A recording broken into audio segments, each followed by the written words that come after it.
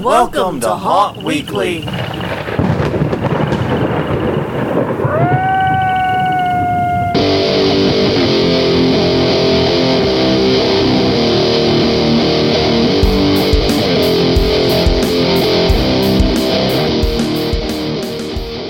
Hello everyone, I'm Jonathan. I'm Crystal. And this is Haunt Weekly, a weekly podcast for the haunted attraction and haunted entertainment industry. Whether you're an actor, owner, or just plain aficionado, we aim to be a podcast for you. And today, we're talking something serious. A controversy that has been talked about hither and yon upon the forums of haunting. You may be being a little dramatic. A little. Well, we gotta make it interesting or no one's gonna listen all the way through this boring crap. Well, that's true. Yeah. We gotta promise them something good, otherwise they're turning off after the conference reminder. It'll be interesting. We promise to try and make this one interesting. It has indeed been a topic that has been discussed. We have seen concerns. In fact, we've heard concerns in our own town about this exact issue, and that is consolidation and haunting. We'll talk about what that means, what types of consolidation our industry is seeing, and kind of a where we are thing. But first things first, do take a moment, if you have not already, check us out at hauntweekly.com. That is our website. You can also find us at Facebook at Haunt Weekly, Twitter at Haunt Weekly. Big surprise, I know. And tinyurl.com/Haunt Weekly will take you to our YouTube channel. Please subscribe, click the notification bell, do all the things there. Be our good minions and subscribe to other places. I can't pull that one off. No, we don't have minions. We barely have each other half the time. Yeah. We're barely on the same page half the time, so I don't think we have minions. Exactly. But yes, first thing that is first this week is we do have conference reminders. Now, I will encourage you. I know I always, we say conference reminders, big deal, blah, blah, blah. This week, pay attention. There is a test coming later. Okay. Well, not a test. It's coming up again. All right. At least briefly. Oh, now I know what you're talking about. Yeah, it's in the damn show notes, woman. What the hell are you talking about? We need to start a Patreon so someone will read the show notes. I read some of it. Give us $5 per month. We'll give you access to the show notes Crystal never reads. I read them. I just went down a rabbit hole while reading them. Oh, God, that rabbit hole's for another day. Yeah, it is. See, it's an odd week. I believe you start. You're the odd one. I do. Exactly. All right, May 18th through the 20th. Coming up not too far away.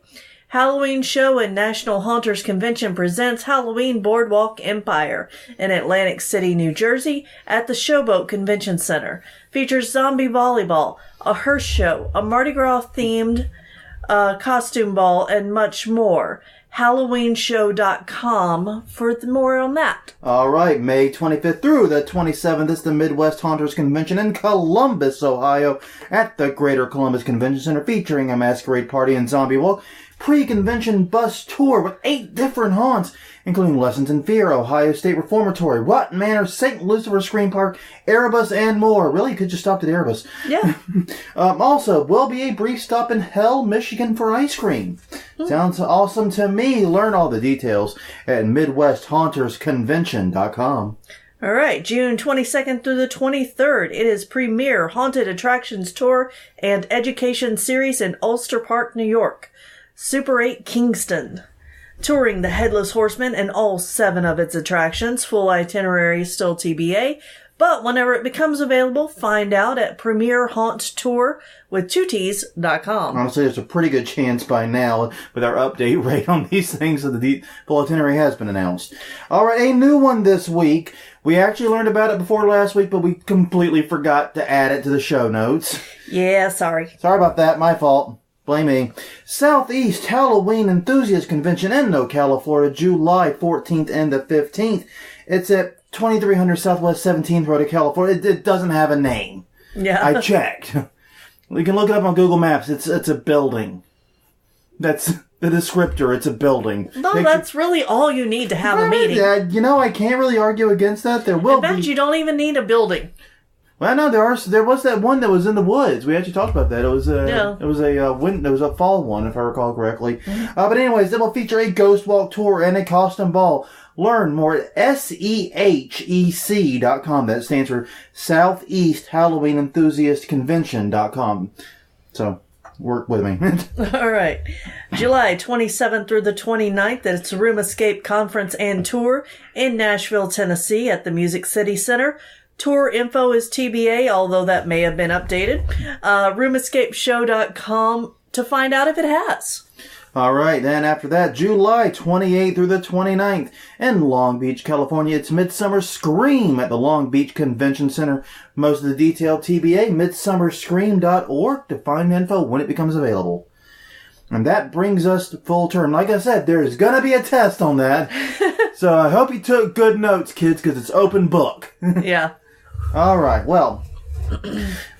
few words about this week's topic before we, dive on into it. This is actually a suggestion from Maximus Christian Bryant. Right. We've mentioned his name a few times in the podcast before. Yes. Yeah, he's from the Dent Schoolhouse. Right. And this was he actually written us about this, from a concern standpoint, I guess to say. Just from interested in seeing what we would think about it. Yeah, I guess that's a better way to put it. It was a topic idea suggestion, which you can give us. Yes, at Haunt Weekly on Twitter and Haunt Weekly on Facebook. We take topic ideas. And we will mention your name, as we just did. Thank you, Maximus. Want us to. If you don't want us to, we will still mention your name. No, we won't. No. No, we won't. No. No, we won't. Okay. Just mention that you don't want it mentioned. Yes, just please let us know that. Yeah. Okay. But anyways, this was especially relevant. This initially, we started hearing murmurs about this after HauntCon. Right. Where people were talking about the conventions and how they are being very much consolidated under one banner, or largely one banner. Right. So we have been seeing, talks about this for some time. And of course, we've heard murmurs about the 13th floor and how they just buying up everybody. It's a buying spree. They're going crazy. Yep. And buying up all the peeps. Mm-hmm. But yeah, so in fact, the 13th floor recently had a press release announcement that we're going to talk about in more detail, where they, went public with the acquisitions of the Scaratorium in Columbus, and I have to be careful to word this right, the location and things that made up the House of Shock, but not the House of Shock name. Correct. So I got to be careful about that one, because I keep wanting to say they bought the House of Shock. That's not true. Right. They bought the physical things of the House of Shock, not the IP, if you will. Right. Intellectual property remains. But regardless, so all this news has been coming out lately, and we are definitely seeing a trend of consolidation taking place. There's not much doubt about that. Because this is an industry that historically has been very much islands unto ourselves type deals. Small businesses small to medium sized, even large businesses popping up, opening up haunts. And for much of our history, we were pretty terrible at working together as an industry for anything. Yeah, well, and one of the things we've learned from talking to people all over the country is that seems to be localized to where we were. And it's not so much in some areas, though. Well, some areas they cooperate and do cross promotions. Yeah. I mean, we just talked to someone recently that still does that. Yeah. But I was thinking more what the Garage of Evil was talking about when they decided to shut down. They were saying they started because people weren't sharing information. They weren't sharing how to build this prop, how to make this pneumatic. Yeah. They weren't sharing that. And so sites like the Garage of Evil came forth as a place to have these exchanges of ideas and make the industry better overall. Yeah. And I think that's exactly what sites like that have done. Mm-hmm. But yeah. So historically, we've not been very good at cooperating. We've been getting better as time goes on. Right. There's still a lot of, I think, needless competition and needless competitiveness. Yeah. I don't see why you can't work with other haunts in your area to provide deals like we've seen. Well, especially if your market's not oversaturated. Like, if there's 50 haunts, then yeah, there's going to be a lot of competition. Yeah. But there are few hot spots like that where there's going to be that many. Yeah, and I think that's one of the issues we've seen a lot of is there are markets that do feel to be oversaturated, but like you said, not very many. Right. Most markets, to me, feel kind of underserved, if anything. Yeah, I would say Louisiana in general is underserved. Excuse me. All right. Yeah, this definitely, I would say where we're at in the southeast Gulf Coast area, right, very much underserved. Yeah. Like I know New Orleans can host another haunt or two, big haunt or two pretty easily. Right. And I know Baton Rouge could probably have another one. Right now it's so dominated by 13th Gate. And I love the hell out of the 13th Gate. I've waxed poetic about them many a time. Yeah. But, you know, Baton Rouge could use a second haunt, is what I'm saying. It would not hurt the 13th Gate at all. No. So, you know, things like that. Yeah, there are a lot of underserved right now. We've heard from talking to people like the Ohio Valley area that it's very different up there. Right. That there does seem to be more of a competition. But regardless, that's not the point what we're talking about this episode. Yeah. There is definitely a lot of consolidation happening right now, and it's happening in 3 different ways. One of which everyone's been talking about. Yeah. The other 2 have been getting less attention. Yeah. The one everyone's been talking about is national level consolidation. Right. And the 13th floor is the poster child of that. Yeah. And to be completely clear about what we're talking about, we're just like talking about the subject. There are no heroes or villains here. No. We're not talking smack about anyone. And since they haven't had a season here yet, we can't review them either or tell you what we think about them. Exactly. So we can't really say anything about them, good or bad. We're just being straight with what we've seen and what we've heard and what we know. Yep. Currently, 13th Floor owns at least 14 haunted attractions. They have 12 listed on their site, and they have 2 that they announced, the Scaratorium and what was the physical stuff in the House of Shock. Right. And neither of those are listed on the site currently. Yeah. They also have 3 year-round attractions, including 2 escape games and 1 axe throwing place, and 4 touring events. They're even getting into Christmas stuff, it seems. So they're staying busy. Cause they recently acquired Scaratorium in Columbus. Nina, episode 38. Yes. We sat down with her. She's from there. And like I said, they purchased all of the physical stuff from the House of Shock here in New Orleans. Mm-hmm. They also announced a partnership with A24. It's a company that is known for financing some pretty big budget horror films, which is interesting to see movie money coming into the haunt industry. It is. Usually when that happens, it's because movies are shooting and using the sets of haunted attractions. Right, but I can see how this would also be an opportunity for actors. Yeah. You know, if they needed extra zombies in their zombie flick or whatever, you would have that available. In fact, you know, haunted houses really could be a one-stop shop for horror movie industry. Yeah, I mean, that's a good point, something to think about. Like, imagine if, like, you wanted to shoot a horror movie and you rolled up to the 13th Gate. Yeah. And the 13th Gate's like, yeah, we can provide you the sets, or at least a lot of the sets. Right. And we can provide you a lot of the extras you're going to need in it. The extras, the makeup for the extras, the costumes, all of that's a package deal. Yeah, why the hell isn't this done more often? I don't know. That's a damn good question. Because we've got the experience. We're just not selling it to the industry. Anyway, but the reason people are talking about 13th Floor so much is they've been in a very rapid expansion period. In 2015, they just had 8 attractions. In fact, at that time, it was all their attractions. Right. Yeah, basically, 13th Floor,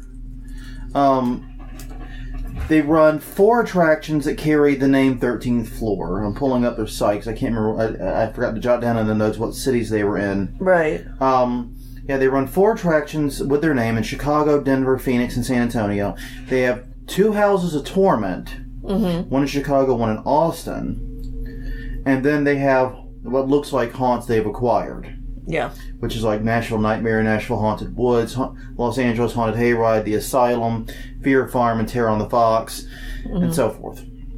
So, yeah, but they only had 8 just 3 years ago. Right. And now they're up to at least 14. Yeah, at least. At least. They may be even bigger. I don't make it my life's work to keep up with them. No, so talk about your rabbit holes. Yeah, no kidding. We went on a few rabbit holes and investigated this and got some topic ideas for later. Yeah. Okay, that's national consolidation, though. There's also the issue of local consolidation. Right. There are several cities in this country that are dominated by just one haunt company. Right. And a good example of this is St. Louis, where everything is dominated by the company that was. It's complicated. We don't know the whole situation, but of course by the people that run the darkness. Yeah. Also control Creepy World and the Abyss Inlet Brewery, the three major attractions in that area. Right. There are others around. Yeah. But it's also interesting because the same company controls both the websites that list haunts and the magazines that talk about haunts. Right. There's no bias there. No, there's no potential for bias. Right. Potential. There is. Potential. There's no potential issues there, I'm sure. Yes. Now, this is a difficult issue to track because it usually doesn't happen through... It usually happens through expansions, not buyouts. Yeah. We don't usually get, like, news stories like, X and such haunt buys this haunt in Toledo or whatever. Right. You don't see a lot of that. It's X haunt opens a new haunt. Yeah. And they just kind of quietly take over that tier by simply opening up new places, by opening up second and third and fourth locations and whatever. And in many areas can only really sustain one major haunt or one major haunt owner. Like, I mean, we talked about Baton Rouge. I do think Baton Rouge could have another sizable haunt, but I don't know the numbers. Yeah. I didn't really look at it. I know Baton Rouge is not a huge town. I feel pretty confident New Orleans could. Because it's a city with so much history. What New Orleans really needs is a good year-round attraction, though. Yeah. Somewhere in tourist town. Yeah. Or at least a 9-month-a-year attraction. Screw some. Don't tourist in New Orleans in summer. No. Just trust me. If you even have an inkling of an idea that's a smart idea, just hit your head against the wall until the idea leaves. Yeah. Just trust me.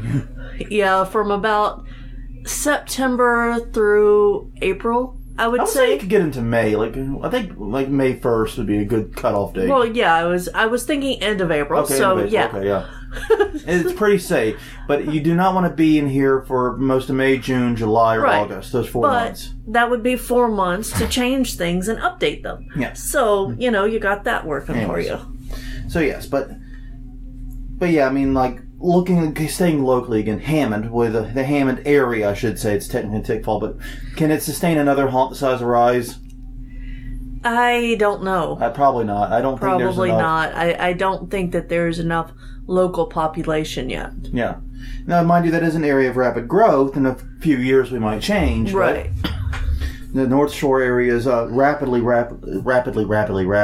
getting much better. I forgot all words, apparently. Yeah. Anyways.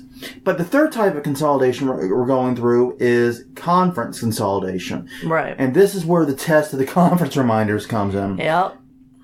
The company behind Transworld Trade Shows, in addition to running Transworld, runs Midwest Haunters Convention, Premier Haunted Attractions Tour and Education Series, the Legendary Haunt Tour, the Room Escape Conferences and Tour, Escape Room City, and a Bizarre Christmas Show that just doesn't fit in. But 3 of those were in our conference reminders. Right. And they're among the 3 biggest. Yeah. And that leaves HauntCon as, I think, the largest non-affiliated conference, but even it is co-owned by Halloween and Party Expo. As of this year. Yeah. Consolidation. Yeah, exactly. So this is what I'm talking about. So yeah, our industry conferences are dominated mostly by one company and almost wholly by 2. Yeah. I mean, you have Halloween and Haunt Fest, West Coast Haunters Convention, and I think you have a few others, but as far as, things dedicated directly to haunted attractions, you gotta work hard to find a conference that's not one of those 2. You do. All right. So, what are the advantages of consolidation? Consolidation, and we're speaking more to the industry. Yeah. And not necessarily, and to the haunts that are a part of the consolidation, obviously, but to the industry as a whole, too. Well, the first advantage is that it brings money. Right. Because you can't control that many things without money backing it. Yeah. This is money backing it.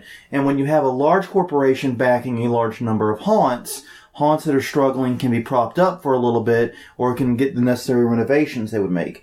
Mm-hmm. Basically, many haunts close because they find themselves getting stale or their numbers start declining, and they don't have the funds to both make the changes they need or want to make to open next year and do the marketing and do the other things they have to do, pay rent and other stuff they got to do with that money. Right. Well, and there are some haunts that I know of where the creativity and things in the haunt are really, really good, but the business side of the experience is lacking. Yeah. And so this could help with that too, because they would have business acumen. Yeah. I agree with that. So yeah, they can help, and that's something that a consolidated organization behind it can help with. Right. Also, it's worth noting that these large corporate haunts tend to pay their actors and workers. Right. In fact, I heard that 13th Floor even has career paths for advancement in the haunt industry for actors, which is great. Yeah, I heard from a couple people when 13th Floor bought the property that was House of Shock.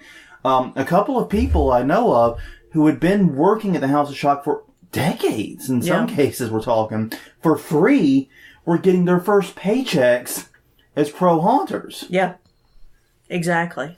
That's not a bad thing. It's not, and I'm really excited to see what they do here, because previously the only paid haunt in New Orleans where actors could get paid was the mortuary. Yeah.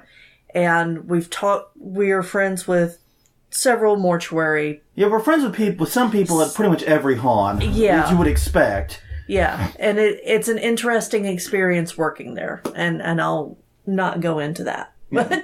It definitely is. I've heard it's described like a job. Yeah, it is. Basically.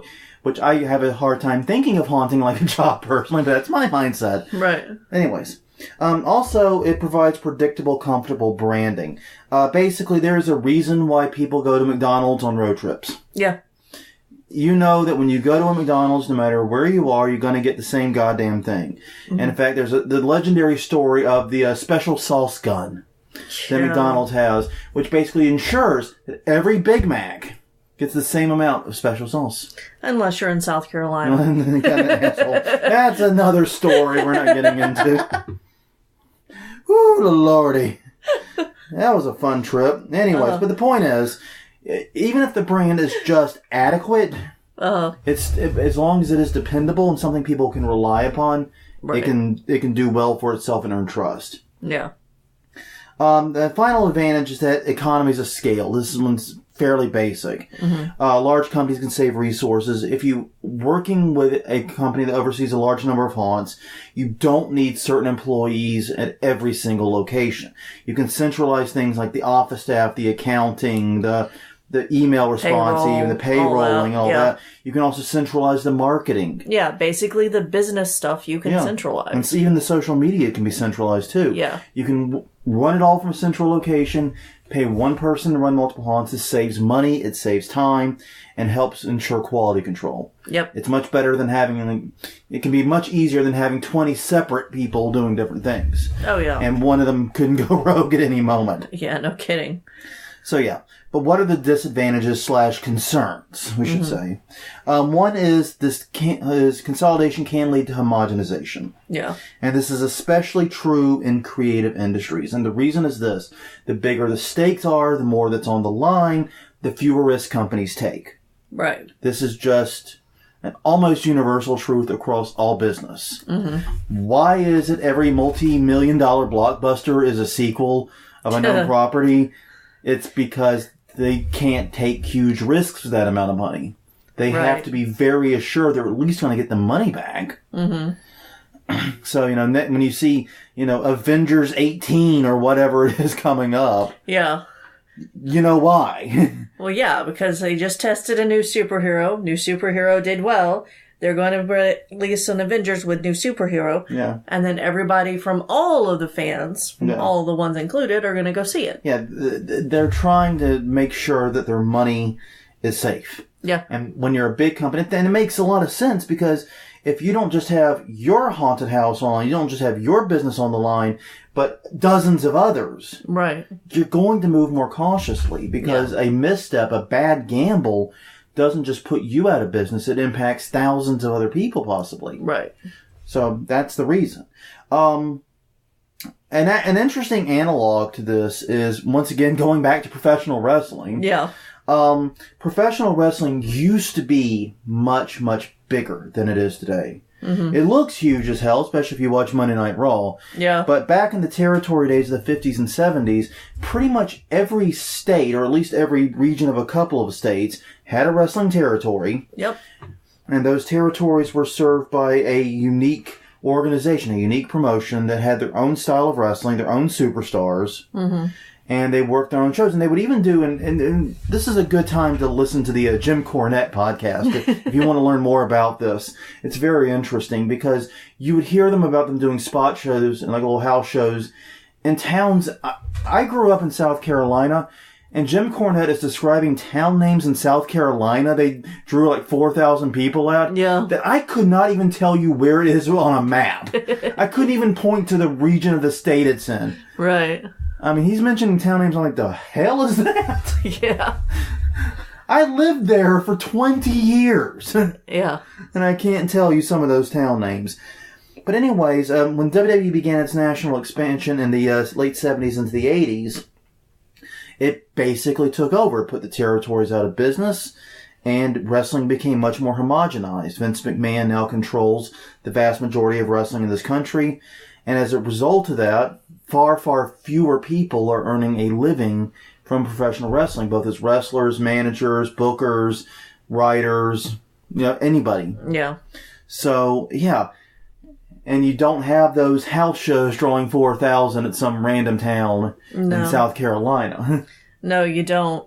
And, yeah, the WWE, WCW wars in the 90s that eventually ended with WWE buying WCW. And ECW. And ECW. Yeah, that was when I officially left wrestling as a fan. Yeah, well, and I don't see...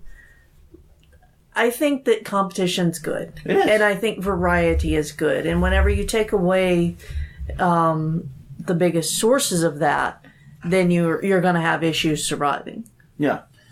And like everyone who knows wrestling knows that the peak in terms of excitement about wrestling, at least televised wrestling, was the quote-unquote Attitude Era, which went from the early 90s into the late 90s. And that was when the WCW war was at its hottest. Yeah, but the golden age was in the 80s, so, Well, that's the golden age of cartoony wrestling. Thanks to the likes of Hulk Hogan, Hacksaw Jim Duggan, and those guys, and Hillbilly Jim, and... Yeah. Anyways, but the point remains, so then the point we're trying to hit at here is you would have territories that would have very different styles of wrestling.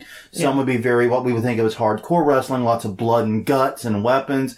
Others would be more technical. Right. Others would be for the big, strong men who throw each other around the ring. And some would be for like the luchador types, the cruiserweights that like to go around flying and jumping off crap. Yeah. You would have a lot of different flavors all over the country, and you don't have that now. Right. And comic books underwent something similar. It used to be going back to the 20s and 30s. There were dozens, if not hundreds, of comic publishers, and you could find comics of nearly anything. You wanted romance comics, they had them. You wanted crime dramas, they had them. You wanted superhero comics, they had them. They had everything. Yeah. But eventually there was consolidation. A lot of that was due to contraction in the industry in this case. But things contracted, and now we have just Marvel and DC. Effectively, for like controlling the vast. There are others, I know, but it's the vast majority is Marvel and DC. Well, and a lot of comics have moved to online too. Yeah. To try to get some of that, homegrown feel back to it. The internet has been a boon, I would say, for comics in that regard. For independent comics. And also independent video game developers. Yeah. And we're also seeing it for independent like YouTubers, video developers, video producers. Right. Yeah, so, supposedly you can have a career podcasting, but I don't see that. Yeah, I don't see that either. But anyways, the next reason is it makes it difficult for smaller operations to compete and grow. Money and resources poured into that are pouring into these consolidated haunts make it difficult for the smaller operations to survive. This is especially important with actors. Right. Actors are probably the most precious and limited supply And when a company is pouring all this money in, smaller guys are going to have a hard time hiring the actors they need or recruiting them. But it also impacts advertising, finding the good locations, and any unique props or items that you might want for the haunt. Anything that, you can't make two of, basically. Right. And you can't split your actors in half. Believe me, I've tried. Only once. Two locations. But the other thing to think about, and this is the one that I think puts me in a bit of a panic, is it creates a single point of failure. Right. And going back to wrestling, what happens if WWE goes bankrupt? Yeah. What happens to professional wrestling in North America? Yeah. It's screwed. Pretty much. It's completely screwed. If WWE has a bad financial year, or if something goes wrong with the WWE network, or they have a bad lawsuit or anything, and they go under, we're screwed. Professional wrestling in the United States is screwed. Yeah. It's not like Ring of Honor or Impact is ready to rush up and take the mantle. Right. It's screwed. So yeah, while consolidation makes failure less likely to happen, it makes it much more damaging when it does. Or if it does. Yeah. Failure is always an option. It is. So, failure should always be the assumed state. Okay. Especially in this industry. Fair enough. So, the next question is, where are we in terms of consolidation? According to America Haunts, there are currently 1,200 admission charge and haunted houses. That does not include home haunts. Right. And the number still seems low to me. Yeah, that seems pretty low considering, how many we just went to last year.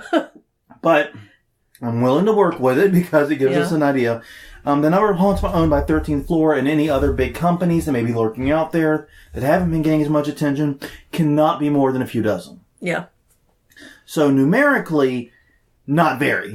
Right. It's a small percentage of the full industry. However, the issue is that the haunts they are buying are the very top tier. Right. They're buying the House of Shocks, the Scaratoriums, the Nashville Nightmares. They're buying those guys. Yeah. They're not buying Billy Bob's Trail Haunt. No.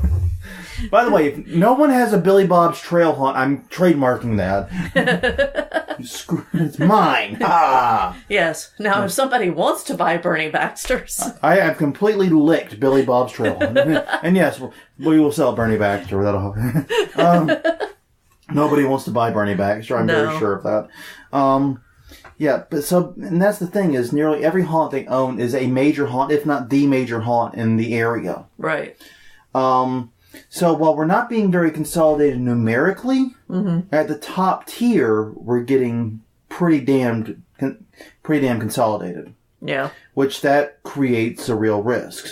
What's driving it is a tough question. Because obviously we don't know what's pushing these haunts to sell. We don't know what's pushing 13th Floor to buy.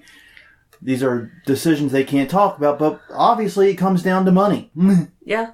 That's really what it is.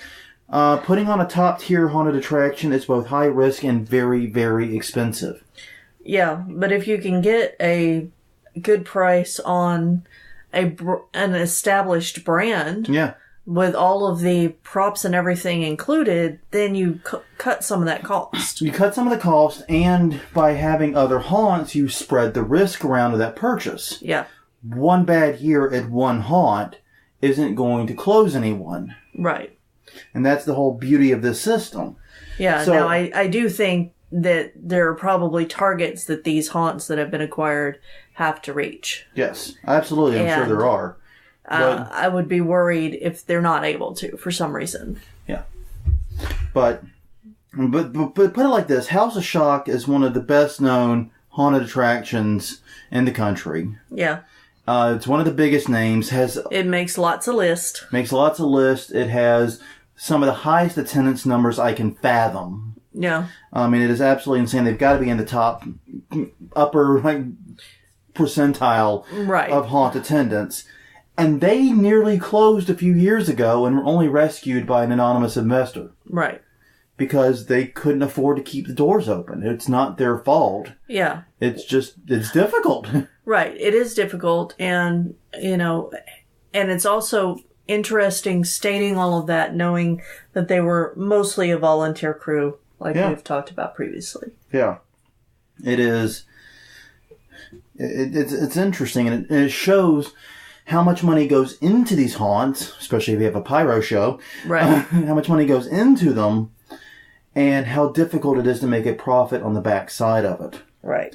And consolidation gives the haunts the resources they may not have had previously, and it's not just money; it's also expertise, personnel, and things that they might not have had access to. Right. So basically, it's the way of saying, "Hey, look, it's a pairing of resources and haunters, so that they can make more money, and the people with the money can make more money, and the people with the haunt can stay alive and keep haunting." Yeah. That seems to be what's driving it. Yay, haunting. Yeah, it's basically I think of it as like a financial shock absorber for the haunt. Yeah. Should we be worried? We're getting to the upper echelon of the question here. Mm-hmm. In my view, right now, probably not. Yeah. I'm not hopelessly concerned with it at this moment because, like I said, everyone's noticing the 13th floor right now because they've been on this buying spree. Right. And they bought up a lot of very big names that we all know. Mm-hmm. But at the end of the day, they only control, like I said, just over a dozen haunts. Yeah. A significant number of big names. But, if we assume that the 1,200 is a relatively accurate number, it's less than 1%. Yeah. Yeah. I do think that it's something to watch, yes, but I absolutely. don't think it's a problem. Not yet. Yeah. Now, I think the canary in the coal mine is going to be the smaller haunts in the areas. Right. If they start closing or struggling, then we may have issues because you don't have to. Then that's one of the things I do want to impress. Even though numerically it's not a lot of haunts yet. Right. It is, as I said, like a fair number of the big name haunts, and you don't have to consolidate a large number of haunts, especially in this industry where we have such strata, right, with our tiers. You don't have to get a large number of haunts to get a large percentage of attendance. Right. Well, and two things on this point. One is they're not buying up all the haunts in one area. No. So that's going to help those smaller haunts stay in business, especially considering that the smaller haunts are already staying in business and keeping their doors open against these bigger haunts that are being bought up. Yeah. And we've talked before about how we know people who have successful haunts in like Orlando. Yeah. The land of Halloween Horror Nights. Yeah. I'm amazed. Yeah. But I mean, it's the thing that we've said over and over. Other haunts is not your competition. Yeah. Yeah. Now, we have heard that there are issues getting actors in that area because of Halloween Horror Nights. And I'd imagine the same thing goes in places where like 13th floor is operating and has a strong presence, like in Chicago area. Right. You're going to see similar issues just because any big organization operating is going to hoover up a lot of the actors. Right. And that's going to be a problem, especially if they're paying well. Mm-hmm. And I'm definitely not against actors being paid. No. The competition over labor, I think, is a good thing for actors in general. Yeah.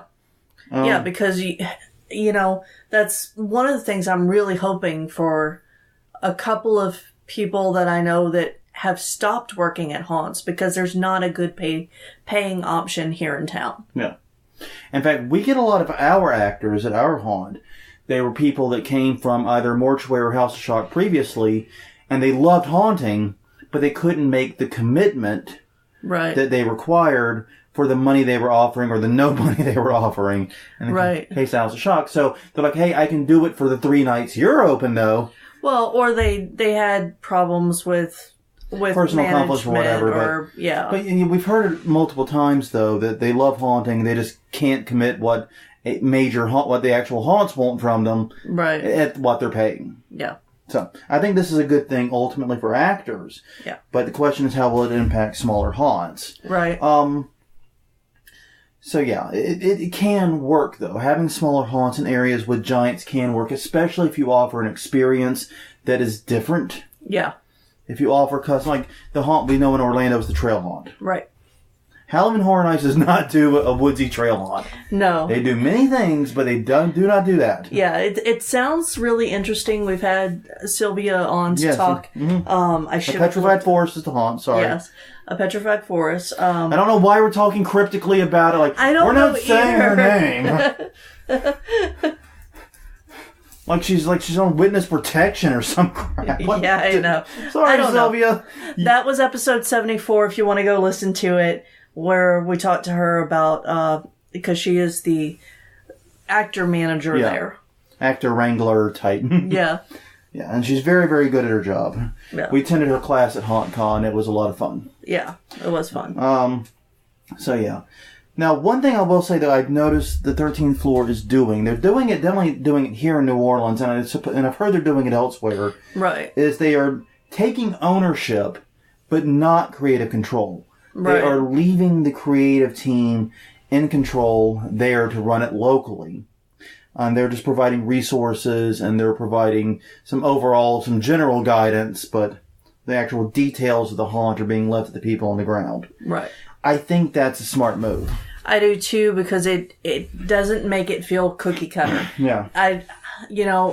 If this is the case where, the creative team here is different and has the ability to make creative decisions, because that is one of the worries with an overarching corporation, then it's not going to be cookie cutter. Then I can go to one in a different city and get a different experience. Yeah. Now, if I go to two and they're both the same, I'm going to be very disappointed and probably won't go to another one.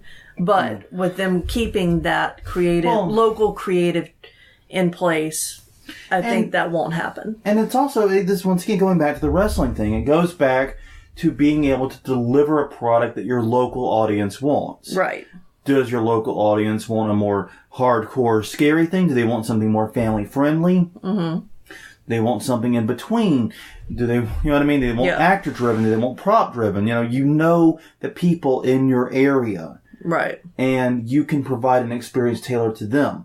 And that's one of the reasons the wrestling territories worked, was because they provided a style of wrestling that area liked. Yeah.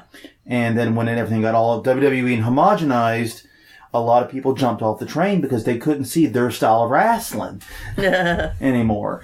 Yeah. They got upset about it. So that it's smart that way, and it keeps that local flavor alive. It keeps that individuality alive. I think that's a good move there. I think that's very, very smart of them. Right. Honestly, it's probably the best way they could handle it in terms of making sure that things do not get homogenized. Mm-hmm. An interesting comparison that I think would be a negative comparison is to, well, not to 13th floor, but like someone that did it worse would be Ripley's. Yeah. They have haunted attractions, year-round haunted attractions all over the country. They're all pretty much the same. Yeah. And even if they're not the same, they feel very similar. Right. It's a Ripley's haunt, you can say. Yeah. And if you go to England, there's a chain of attractions called the Dungeon. There's the Dungeon Edinburgh. There's the Dungeon London. There's the Dungeon like Manchester. There's the Dungeon, Dungeon. Every freaking town's got one. And they're all the same too. We didn't actually go to one because we kept mentioning it to people, and every local was like, no. Yeah. We'll probably go next time we get overseas, because we're suckers. Yeah. Well, then we enjoyed the little thing they had at Onnet Castle. That was fun. Yeah, it was fun. And I mean, the thing is that the trips that we looked into doing that, we were just too far away and didn't have time. Yeah. Because it's not actually every town, it just feels like it. And you see the brochures, it sure as hell looks like every town. Yeah. Yeah, I think we only had like 5 hours in Edinburgh when we were there. I think it was tight. Yeah. And we had a lot we wanted to do. Yeah. But, so yeah, you don't want necessarily something that's that homogenized. Okay, I'm looking up where the dungeons are now. You got me curious. Okay. London, Blackpool, Edinburgh, Warwick Castle, York. That's the 5 in the UK. So there's only 5 in the UK, it turns out. There's one in the United States in San Francisco. Huh. Interesting. And there's also one in Shanghai. So they're expanding. Yeah, and they have one in Amsterdam, one in Berlin, and one in Hamburg. There you go, folks. The locations of the dungeons. We got like 5 more minutes to kill. I'll kill it creatively if I want. Yeah. But yeah, I mean, so yeah, I think that's it. But seriously, I do think that's a smart move. All in all, I think right now the direction we're heading seems to be largely a good thing if we can find that balance between consolidation and independence. Mm-hmm. And that's going to be the tricky thing. It's like I said, if we can maintain having the mom and pop haunt, if we can maintain having upstart haunts, right? If we can keep that spirit alive, consolidation doesn't by itself hurt us because it may bring in outside funding to the industry that can help make better attractions and help make this industry better for everyone. Right. There are a lot of risks with it, and we sure as hell should be watching it very closely. Mm-hmm. But I'm not personally panicked yet. No. Now, we will have more to say about this after this haunt season. Right. And the reason is, supposedly, New Orleans will be getting its first 13th floor attraction. Yes. What in the location that was the House of Shock, something will be opening. We don't even know the name of it. No. So it'll be interesting. You know, I've got to say this is the most amped I have been for next year's haunt season in April. Yeah. Because usually right now... And we've been this way for a little while, since we found out, basically, pretty much since we in found October. Out. Yeah, basically in October, yeah. We've been mulling this. It's like, wow, it's something brand new, something different. It's going to be interesting. Well, and we love new haunts. We love going to different haunts, and that's part of the excitement around this. Yeah. And I really do hope that they do well by the actors and give the really good local actors who have been burned at other places a place to go. They can get paid. Don't get all of them. We need about a dozen of them for ourselves. Yeah. If you can leave like a dozen for us, we'll be cool. Yeah. Yeah. Just 12. That's all we're asking, okay? It's not much. We're a small operation. Yeah. Oh, God. But yeah, I really do think we need to keep an eye on this, though, but I don't think it's necessarily a travesty yet. Right. As long as we're still seeing the local control of creativity, as long as we're still seeing the mom and pop success, and as long as there's room for new haunts, because that's the big fear everyone has, is that this consolidation is going to happen. All the big haunts are going to be under one umbrella, and they're just going to completely crush every other haunt. Right. Either buy or crush every other haunt that opens up.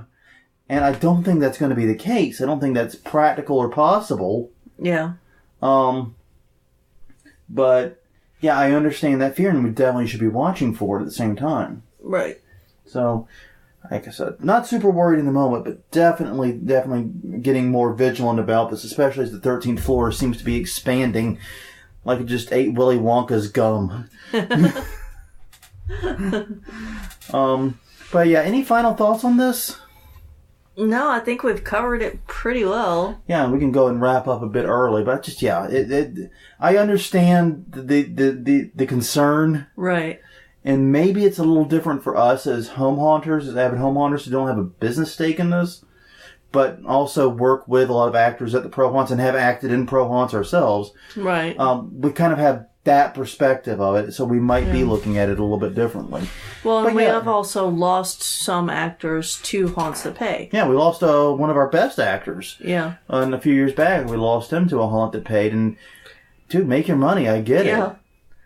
Yeah. I don't fault you for following the dollar, but it does. It still left us in a bad place. Yes.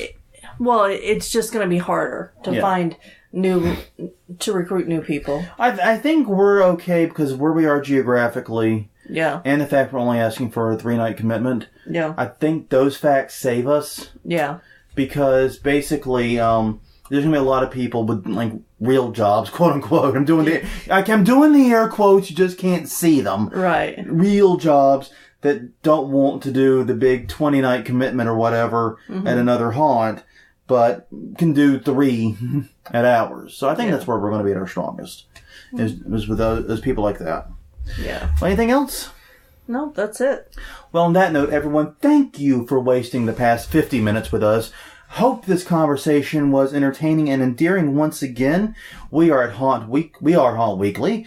You can find us at hauntweekly.com. We are Haunt Weekly on Facebook and Twitter. tinyurl.com/hauntweekly takes you to our YouTube channel where you can subscribe and click that little notification bell and get updates there, and also peruse the entire archive of episodes without having to do the weird thing in your iTunes where you gotta get all the past episodes. It's bizarre. But anyways, and indeed on top of that, we are on iTunes, Stitcher, Podomatic, Google Play Store, wherever finer podcasts are sold.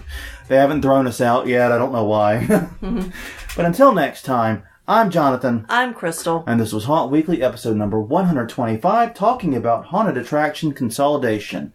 We will see you guys next week.